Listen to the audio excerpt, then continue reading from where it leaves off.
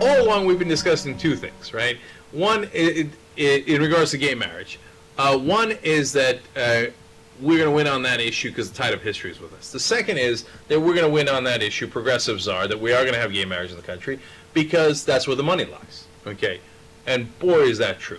So New York becomes the sixth state plus the District of Columbia to legalize gay marriage. Now, it's a big deal. New York's a huge state. You know, there are still 41 states that have either laws or amendments banning it. But I think New York is not just another small liberal state that is in favor of it. I think it's, to some degree, the beginning of a tipping point. But it's not just that it's New York. You look at the polls. And in 2010, 44% supported gay marriage and 53% of the country was against it. So losing by about 10 points. This year, I mean, what are we talking about? Just a year difference? That's it? Now it's flipped around. 53% support, 45% against. Okay? That's throughout the whole country. We're getting to a tipping point. No question about it. Tide of history is on our side.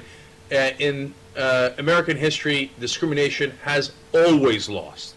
Always. Okay? It's just a matter of time before we win. They did the same thing when they said blacks and whites couldn't get married. They lost. They did the same thing when they were trying to discriminate against, obviously, blacks in their entirety through slavery and then through Jim Crow, etc. They lost when they tried to discriminate against women. And the list goes on and on of conservative failure when they try to discriminate.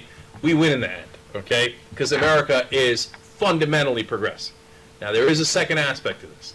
I told you our politics in current-day America is controlled almost entirely by money, whoever has the money.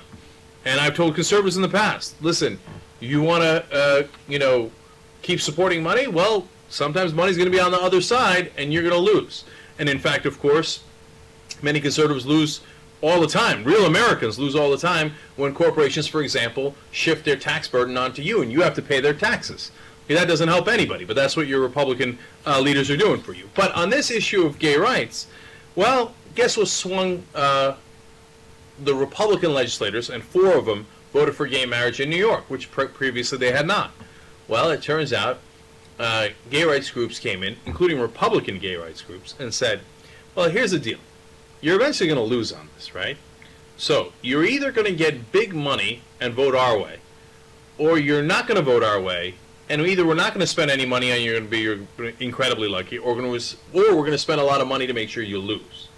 Now, how would you like to play this? And look at the heavy hitters they brought in. They brought in Paul Singer, who is a huge hedge fund manager. By the way, the list of huge hedge fund managers is about a dozen deep that they brought in to tell these Republican legislators and the Democrats that were on the fence, you're either with us or against us, and this could cost you your seat because we've got a lot of money headed in this direction.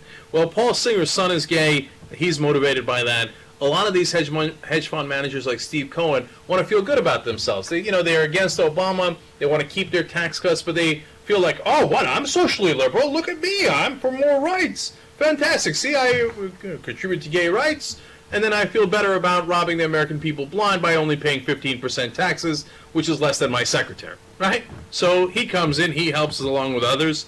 And then there's Peter Thiel. He's a gay billionaire who is a huge libertarian, an enormous, ridiculous, preposterous libertarian. He helped fund PayPal and Facebook and is enormously wealthy because of it. He does not believe that, you help one another at all, but he does believe in gay rights because he's gay. So he comes in with a huge amount of money, and he tells these Republicans, now which way is it going to be? And the Republicans, lo and behold, 4 of them go, you know what? Golly gee willikers, we changed our mind. It turns out we're going to vote in favor of gay rights.